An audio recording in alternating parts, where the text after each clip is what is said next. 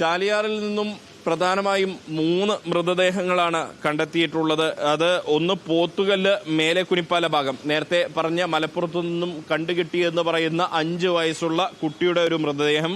അത് കിട്ടിയത് ഈ മുക്കം ഭാഗത്തോടു കൂടിയാണ്. പക്ഷേ മലപ്പുറം ജില്ലയുടെ ഭാഗമാണത്, വയനാടിനോട് ചേർന്ന പ്രദേശമാണ്. അവിടെ നിന്നും ഒലിച്ചിറങ്ങി എത്തിയ മൃതദേഹമാണ് എന്നാണ് വിശ്വസിക്കുന്നത്. ആ മൃതദേഹമാണ് ഒന്ന് കിട്ടിയത്. മറ്റൊന്ന് പോത്തുകല്ല് വില്ലേജ് പരിധിയിൽ വെള്ളിലമാട് ആണ് മറ്റൊരു മൃതദേഹം കരയ്ക്കടിഞ്ഞത്. പോത്തുകല്ല് വില്ലേജ് പരിധിയിൽ മുക്കം പുഴയിൽ മറ്റൊരു മൃതദേഹം കൂടി കണ്ടെത്തിയിരിക്കുന്നു. അങ്ങനെ 3 മൃതദേഹങ്ങൾ ചാലിയാർ പുഴയിൽ മാത്രം അതായത് വയനാടിന്റെ ഭാഗമല്ലാത്ത കോഴിക്കോട്, മലപ്പുറം ജില്ലകളുടെ ഭാഗമായ പ്രദേശങ്ങളിൽ നിന്നും ലഭിക്കുന്നു. സ്വാഭാവികമായും വയനാടിന്റെ ഭാഗമായിട്ടുള്ള പുഴയിലുൾപ്പെടെ മൃതദേഹങ്ങൾ കണ്ടെത്തുന്നുണ്ട്. ഇതിന്റെ പരിസരങ്ങളിൽ നിന്ന് മൃതദേഹങ്ങൾ കണ്ടെത്തുന്നുണ്ട്. അങ്ങനെ 19 മൃതദേഹങ്ങൾ നിലവിൽ കണ്ടെത്തിയിട്ടുണ്ട്. ഇനി മരണസംഖ്യ കൂടാതിരിക്കട്ടെ എന്ന് നമുക്ക് പ്രതീക്ഷിക്കാമെന്നല്ലാതെ അതിന്റെ വ്യാപ്തി എത്രയുണ്ട് എന്ന് പറയാനാകാത്ത വളരെ ദുർഘടമായ ഒരു സാഹചര്യമാണ്, ദുഷ്കരമായ ഒരു സാഹചര്യമാണ്. അവിടെയാണ് എല്ലാവരും ഒറ്റക്കെട്ടായി രക്ഷാപ്രവർത്തനം നടത്തുന്നത്. മറ്റൊന്ന് എടുത്തു പറയേണ്ടത്, താമരശ്ശേരി ചുരത്തിൽ ഗതാഗത നിയന്ത്രണം ഏർപ്പെടുത്തിയിട്ടുണ്ട്. അടിയന്തര പ്രാധാന്യമുള്ള വാഹനങ്ങളല്ലാതെ താമരശ്ശേരി ചുരം വഴി കടത്തിവിടില്ല. അത് പൊതുജനങ്ങൾ പ്രത്യേകം ശ്രദ്ധിക്കണം.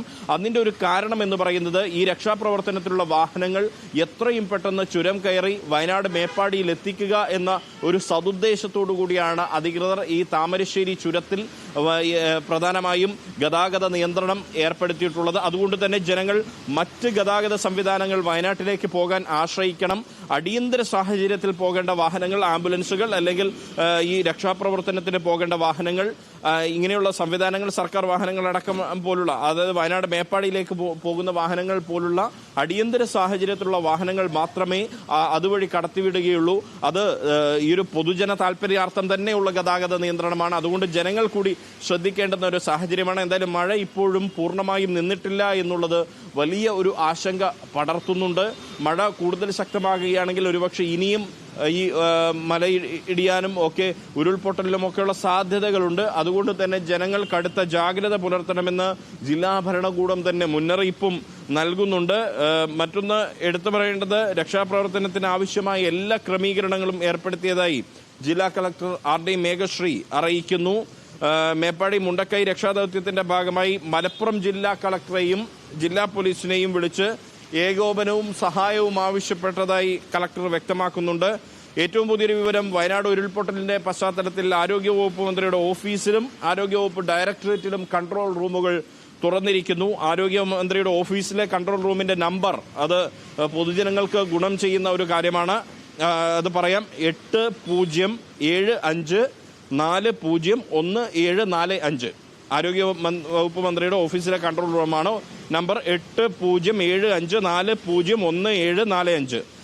കൂടാതെ സ്റ്റേറ്റ് കൺട്രോൾ റൂമിന്റെ മറ്റ് നമ്പറുകളും അത് ഉടൻ തന്നെ നൽകാവുന്നതാണ്. ഈ വയനാട് ബന്ധപ്പെട്ട ആരോഗ്യവകുപ്പിന്റെ പ്രവർത്തനങ്ങൾ ഏകോപിപ്പിക്കാൻ NHM state mission director doctor Jeevan ബാബുവിന് ചുമതല നൽകിയതായി ആരോഗ്യവകുപ്പ് മന്ത്രി അറിയിക്കുന്നു. അങ്ങനെ എല്ലാ സംവിധാനങ്ങളും ഏകോപിപ്പിച്ചുകൊണ്ടുള്ള ഒരു പ്രവർത്തനമാണ് ഇപ്പോൾ വയനാടിന് വേണ്ടി പുരോഗമിക്കുന്നത്. നേരത്തെ സൂചിപ്പിച്ചതുപോലെ കേന്ദ്രമന്ത്രിമാരുടെ സഹായം തേടുമെന്ന് രാഹുൽ ഗാന്ധി അടക്കമുള്ള ഇന്ത്യയുടെ പ്രതിപക്ഷ നേതാവ് അടക്കമുള്ള ആളുകൾ വ്യക്തമാക്കുന്നു. മറ്റ് സംവിധാനങ്ങളെല്ലാം ഉണ്ട്.